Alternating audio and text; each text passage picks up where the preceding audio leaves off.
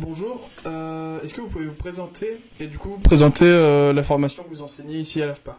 Alors moi je suis formateur en usinage, donc je vais former des personnes en tournage et en fraisage. Le tourneur, ce sera une formation où la pièce va avoir un mouvement de rotation et l'outil a un mouvement de translation.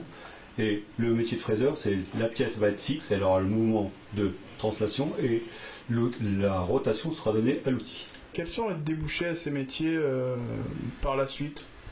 Alors en ce moment, on a la chance que dans les entreprises, ils recherchent tous des tourneurs fraiseurs, ou l'un ou l'autre. Il y a, comme la moyenne d'âge des personnels dans les entreprises est plutôt vieillissante, arrive entre 50 et 60 ans.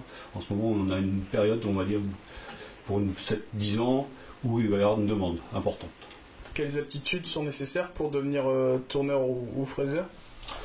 Les aptitudes, il faut quelqu'un qui, d'abord, parce que le métier de tourneur maintenant, avant était physique, était par le conventionnel, maintenant avec les commandes numériques, le métier devient beaucoup plus, on va dire, intellectuel en temps parenthèse, parce qu'il faut réfléchir avant de travailler. Donc on a besoin de réfléchir à comment on va prendre sa pièce, comment on va la réaliser avant de travailler.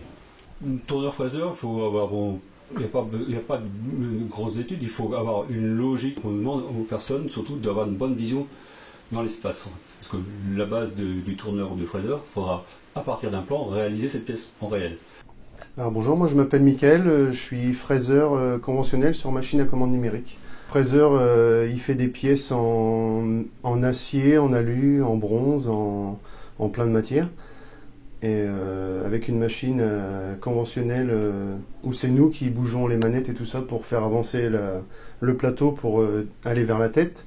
Et le numérique, on lance un programme, on le met dans la machine et la machine traite le programme et après on fabrique la pièce suivant le programme et les coordonnées qu'on y a données. Au début qu'on est arrivé, on avait beaucoup de cours théoriques, donc maths et dessin. Avant de lire un plan, il faut savoir le dessiner et puis comprendre le plan ensuite. Après, au début, on a un programme à suivre. Et puis après, on est un peu livré à nous-mêmes. Si on a envie d'aller dans le conventionnel, on reste sur le conventionnel, finir nos pièces. Quand il y a de la place qui se libère en numérique, on va en numérique.